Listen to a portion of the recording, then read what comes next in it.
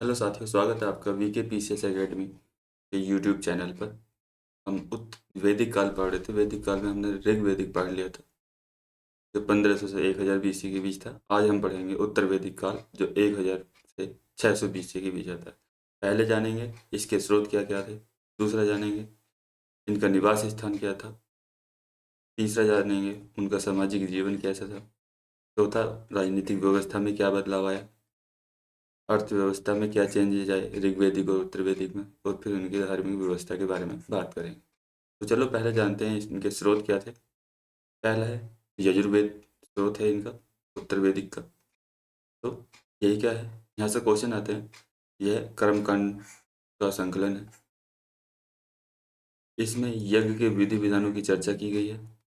यह एकमात्र वेद है जो गद्य एवं पद्य दोनों में लिखा गया है। इसे हम दो भागों में बांट सकते हैं, जैसे शुक्ल यजुर्वेद और कृष्ण यजुर्वेद। शुक्ल यजुर्वेद को वाजस नहीं कहते हैं, और कृष्ण यजुर्वेद को तैत्तिरीय संहिता भी कहा जाता है। भारतीय उपमहाद्वीप में लोहे का सर्वप्रथम साक्ष्य यहीं से मिलता है, यजुर्वेद से।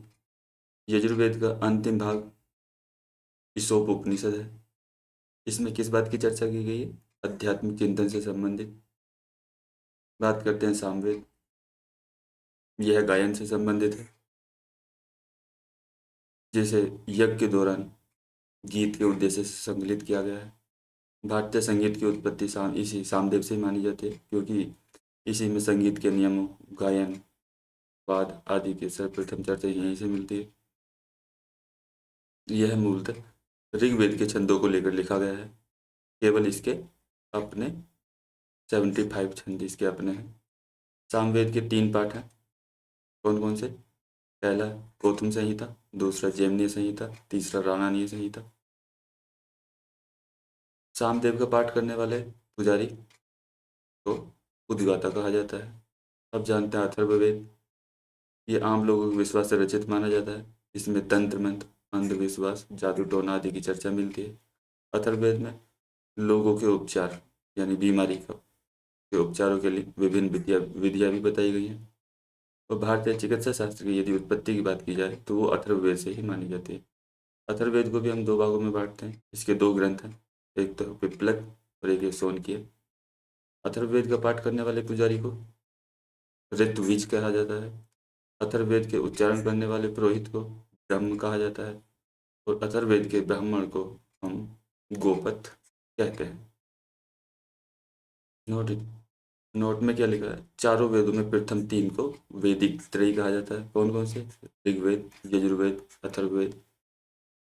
इसके बाद आते हैं ब्राह्मण ग्रंथ। यह भी कर्मकांडों का संकलन है, लेकिन इसमें सामाजिक और सांस्कृतिक जीवन के विभिन्न पक्षों की सामाजिक और सांस्कृतिक जीवन के विभिन्न पक्षों की चर्चा की गई। किसमें? ब्राह्मण ग्रंथ में। इसके रचयिता महर्षि याज्ञवल्क्य रहे हैं। इसमें 104 अध्याय, 444 ब्राह्मण और 5865 कंडिकाएं हैं। आरण्यक की बात करें, ये वेदों के रहस्य से जुड़े ग्रंथ हैं, यानी गुप्त बात है इसमें। इन्हें ब्राह्मण ग्रंथ, जो अभी पीछे देखा, और उपनिषद जो आगे के बीच की कड़ी माना जाता है। इसमें वेदों में सम्मिलित कर्मकांड और यज्ञों का वर्णन करते हैं। बात करें उपनिषद की, इसमें 108 ग्रंथ सम्मिलित हैं। और ये किससे संबंधित है? दर्शन से। उपनिषदों को वेदांत या मुक्ति का सिद्धांत भी कहा जाता है। यहाँ से पीसीएस में क्वेश्चन पूछा हुआ है। उपनिषदों में कर्म कांडों की निंदा की गई है तथा ज्ञान पर बल दिया गया है। उपनिषदों में ब्रह्म और जीव की एकता पर बल दिया गया है। अहम ब्रह्म, मैं ही ब्रह्म जैसे सूत्रवाद उपनिषदों में ही मिलते हैं। उपनिषदों को भारतीय दर्शन का सार कहा जाता है। क्यों कहा जाता है? क्योंकि जहाँ ये एक तरफ सभी वैदिक धर्म की दार्शनिक व्याख्या करते हैं, वहीं सभी धार्मिक दर्शन को, वहीं सभी भारतीय दर्शन को प्रभावित करते हुए दिखाई देते हैं। उपनिषदों का प्रभाव भी देखा गया है कुछ लोगों पर, जैसे भगवान बुद्ध, महावीर, शंकराचार्य, रामानुचार्य, माधवाचार्य। इन्होंने उपनिषदों पर विभिन्न टीकाएं लिखी। अन्य एक डायरेक्टली पूछ लेता है कि उपनिषद का अर्थ क्या है, तो आपको पता होना चाहिए शिक्षक के समीप बैठना। उपनिषद को सत्य एवं मोक्ष का मार्ग दिखलाने वाला कहा जाता है। अब देखते हैं इनका निवास स्थल। ये यहाँ पर दिखाया है। उत्तर वैदिक में ऋग्वैदिक लोगों ने अब पूर्व की तरफ प्रसार किया। इस काल में आर्यों का परिचय भारत के आंतरिक क्षेत्रों से हुआ। इस समय आर्य गंगा यमुना दोआब कौशल, ये कौशल है पूर्वी यूपी में, विदेह, मगध, काशी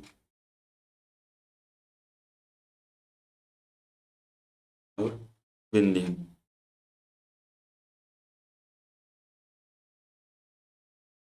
तथा नर्मदा की भी ये चर्चा करते हैं। अब बात करें उत्तर वैदिक कालीन एक ब्राह्मण ग्रंथ शतपथ। ये भी एक स्रोत था इनका कि आर्य कहाँ तक निवास किया आर्यों ने। ये कहता है कि आर्यों ने सदा निरा यानी गंडक नदी तक फैलने की चर्चा इसमें मिलती है। उत्तर वैदिक ग्रंथों में आर्यों ने उत्तर भारत के अन्य स्थानों और स्थलाकृतियों की चर्चा की है, जिससे उनके निवास से भौगोलिक जानकारी पर प्रकाश पड़ता है। जैसे वो ब्रह्मव्रत, जो कुरुक्षेत्र के आसपास का एरिया था, उसको ब्रह्मव्रत कहते थे। गंगा यमुना दोआब की को ये ब्रह्म ऋषि कहते थे। समस्त उत्तरी भारत को ये आर्यव्रत कहते थे और मध्य देश में विंध्य से हिमालय तक की चर्चा करते हैं। अब देखते हैं इनका सामाजिक व्यवस्था की क्या थी। यह काल आर्यों के जीवन में संक्रमण का काल था। क्यों था? कि ये कबीलाई जीवन त्याग कर स्थायी जीवन में इन्होंने प्रवेश किया, इसलिए संक्रमण का काल कहा जाता। परिणाम स्वरूप कबीलाई समाज टूटकर वर्ण विभक्त हो गया और 4 वर्णों की स्थापना हुई। ये 4 वर्ण ब्राह्मण, इसमें पुजारी लोग आते थे, क्षत्रिय, शासक, वैश्य, ये एकमात्र करदाता थे, पशुपालन और दूसरे व्यवसायों में संलिप्त थे, और शूद्र, ये सेवा प्रदाता थे। ऊपर के तीनों वर्णों की शूद्र सेवा करते थे। शूद्र उत्तर वैदिक काल में शूद्र और सभी वर्ण की महिलाओं को यहाँ पर वंचित कर दिया गया। इस समय तक छुआछूत की अवधारणा अभी नहीं थी, लेकिन पहली बार जब आप अगले टॉपिक में 600 बीसी में बुद्ध काल पढ़ेंगे, उस टाइम पर पता लगेगा कि 600 बीसी में ये छुआछूत की अवधारणा आई। लेकिन शूद्रों में ये ग्रंथकार था, समाज में उपयोगी था, इसलिए इसे उपनयन का अधिकार दे दिया गया, जबकि यह शूद्र वर्ण से आता था। उत्तर वैदिक काल में हम महिलाओं की स्थिति देखते हैं। समी समाज में महिलाओं का महत्व कम हो गया। हमने ऋग्वेदिक में देखा था महिलाओं को पुरुषों के साथ यज्ञ में भाग लेने का अधिकार था। एजुकेशन सिस्टम वहाँ पे अच्छा था। कुछ महिलाओं के मंत्र मिलते हैं। ऋग्वेदिक में महिलाओं की शादी कम उम्र में न होकर यौवनावस्था में होती थी, लेकिन यहाँ पे कम उम्र में ही विवाह होने लगा। ऐत्रेय ब्राह्मण महिलाओं की स्थिति पर बात करता है तो ये पुत्री को दुख का कारण बताता है। इस काल में पहली बार गोत्र की स्थापना हुई, जिसकी चर्चा अथर्ववेद में मिलती है। इस काल में ही सर्वप्रथम आश्रम व्यवस्था की जानकारी मिलती है। इसमें हिंदू धर्म में मनुष्य का जीवन 100 वर्ष बताया है, जिसे 4 भागों में बांटते हैं। पहला 0 से 25 साल या 1 से 25 ब्रह्मचर्य आश्रम, 25 से 50 गृहस्थ आश्रम। ब्रह्मचार्य यानी ज्ञान पर बल दिया गया। गृहस्थ, आप शादी कर सकते हो। अपना वानप्रस्थ 50 से 75, आपको घर त्यागना पड़ेगा। और संन्यास, आपको वनों में रह करके अपना जीवन बिताना पड़ेगा। यदि हम आश्रम व्यवस्था की बात करी जाए करें तो ये केवल पुरुषों के लिए थी, ना तो शूद्रों के लिए थी और ना महिलाओं के लिए। ये महिलाओं के लिए भी नहीं थी, न ही शूद्रों के लिए, केवल पुरुषों के लिए थी। समाज में पूर्व की भी कई प्रथाएं, जैसे नियोग विवाह और बहुविवाह जारी रही। बहुविवाह आप जानते होंगे, एक से अधिक पत्नी या एक से अधिक पति रखना। और नियोग विवाह में बड़े भाई की मृत्यु हो जाने पर उसकी पत्नी से उसके छोटे भाई की शादी करा देना ही नियोग विवाह कहलाता है। अब हम राजनीतिक जीवन की बात करते हैं। इस काल में राजनीतिक स्वरूप अर्ध राजतंत्रात्मक मिलता है। इस समय अब राजा प्रजा प्रजा का भेद होने लगा। कर्मकांडों के माध्यम से राजा की हैसियत को अन्य लोगों से ऊपर उठाया गया। राजा को देवत्व का रोपण किया गया, तमाम प्रकार के यज्ञ यज्ञ किए जाने लगे, जैसे राजसूय यज्ञ। ये कब होता था? राजा के सिंहासन पर बैठने के समय।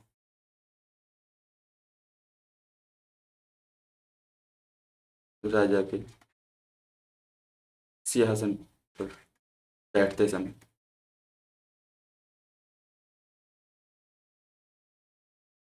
राजसूय यज्ञ। दूसरा एक और होता था वाजपेयी, वाजपेयी यज्ञ। ये इसमें रथों की दौड़ होती थी, और रथों की दौड़ में राजा विजयी होता था। एक होता था अश्वमेध यज्ञ।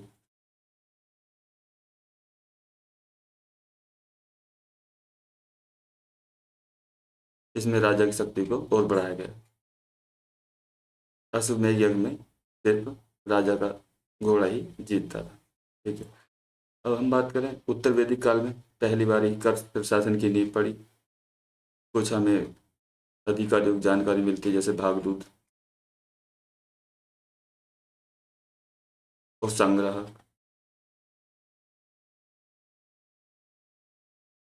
ये अधिकारी थे जो कर इकट्ठा करते थे। कर को ये बलि बोलते हैं। बलि को इन्होंने एक नियमित कर बना दिया गया। लेकिन अभी भी नोट करने वाली बात है यहाँ पर, तो राजा के पास स्थायी सेना नहीं थी। अभी भी उसे कबीले पर निर्भर रहना होता था। इस समय राजा की शक्ति बढ़ने से जो ऋग्वेदिक में सभा समिति थी, उन सभा समिति का महत्व कम हो गया। अब बात करते हैं यहाँ की अर्थव्यवस्था के बारे में।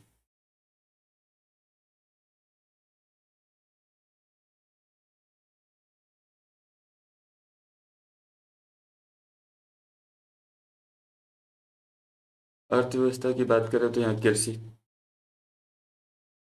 वहाँ पे कृषि प्रथम था, यहाँ पे कृषि द्वितीयक की बजाय प्राथमिक बन गया। कृषि को प्रायोरिटी दी गई। इस काल में भूमि का महत्व, जब ऋग्वेदिक में भूमि का महत्व नहीं था, लेकिन इस समय पर आकर के भूमि का महत्व बढ़ गया। इस समय व्रीहि चावल है आदि की जानकारी मिलती है। जब आर्य उत्तर वैदिक में आए तो इनको जुताई निराई बुआई पर बल दिया जाने लगा। 2 4 24 बैलों को जोड़कर गहरी जुताई की जाने लगी। पशुपालन फर्स्ट की जगह से फर्स्ट पे कृषि हो गई, सेकंड पर पशुपालन आ गया। लेकिन द्वितीय व्यवसाय के रूप में। इनके व्यवसाय की बात करें तो व्यवसाय की बात करें तो इन्होंने सोना चांदी तांबा कांसा आदि मुख्य इनके व्यवसाय थे। इस समय साहित्य में पहली बार लोह अयस्क की चर्चा मिलती है। लोह अयस्क में आते हैं श्याम अयस्क, श्याम अयस्क और कृष्ण अयस्क।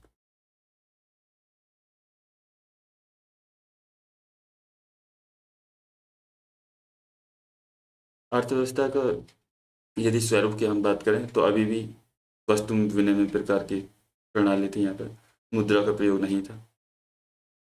लेकिन साहित्य में निष्क ओब्लिक निशाका भी बोलते हैं इसको, ये स्वर्ण आभूषण।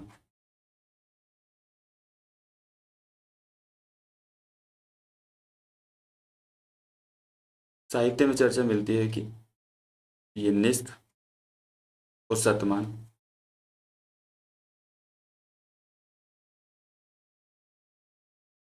ये मुद्रा के रूप में प्रयोग किए जाते हैं। लेकिन बाद में विद्वानों का एक मानना है कि ये निष्क और शतमान आभूषण थे, मुद्रा नहीं।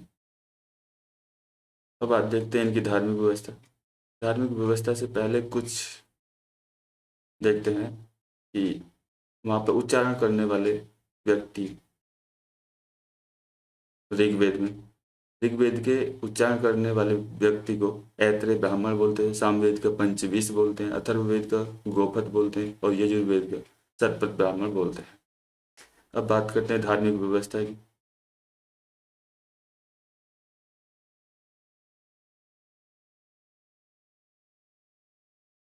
इनकी धार्मिक व्यवस्था को हम दो भागों में बांट कर देख सकते हैं। पहला है कर्मकांड आधारित और दूसरा ज्ञान धारा।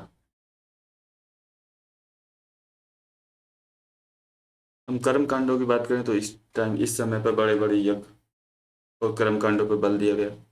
तंत्र मंत्र, पशु बलि पर जोर दिया गया। इस धारा में नए देवताओं की संकल्पना आई, जैसे ब्रह्मा, सॉरी, विष्णु, महेश, बुद्ध, चर्चा मिलती है। ये ब्रह्मा, विष्णु, महेश जबकि ऋग्वेदिक देवता थे, लेकिन इनका महत्व इस टाइम पर ज्यादा बढ़ गया। ये थे वैसे पूर्व वैदिक के ही। अब बात करते हैं हम ज्ञान धारा की। इसमें कर्म कांडों की निंदा की गई, ज्ञान पर बल दिया जाने लगा। उपनिषदों को यज्ञ की तरह की उपनिषदों में यज्ञ को टूटी नौका के समान बताया गया है, जिसके सारे भवसागर को पार नहीं किया जा सकता। असली मार्ग ज्ञान मार्ग है। लेकिन यहाँ पे उत्तर वैदिक काल में बात करें तो कर्म कांड वाली जो धारा थी ये ज़्यादा प्रभावित थी, क्योंकि इस समय कर्म कांडों का महिमा मंडल किए जाने के कारण बहुसंख्यक पशुओं की बलि दी जाती थी। समाज में कई धार्मिक अंधविश्वास का बोलबाला स्थापित हुआ। यही कारण है कि अगले बुद्ध काल में ब्राह्मण्य कर्मकांड वैदिक व्यवस्था की बुराइयों के खिलाफ हमारी गंगा घाटी में एक बौद्धिक धार्मिक हलचल होती हुई दिखाई देती है, जिसे हम 600 BC की अर्थव्यवस्था में पढ़ेंगे। इसमें कुछ टर्मोलॉजी है। जैसे हम बात करें मोक्ष शब्द का सबसे पहले उपयोग कहाँ किसमें हुआ था?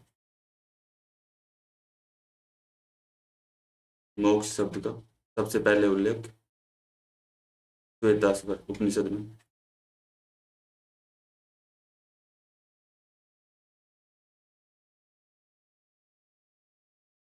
नचिकेत और यम का संवाद। नचिकेता और यम का संवाद कठोपनिषद में हुआ। सत्यकाम और जवाल की कथा छांदोग्य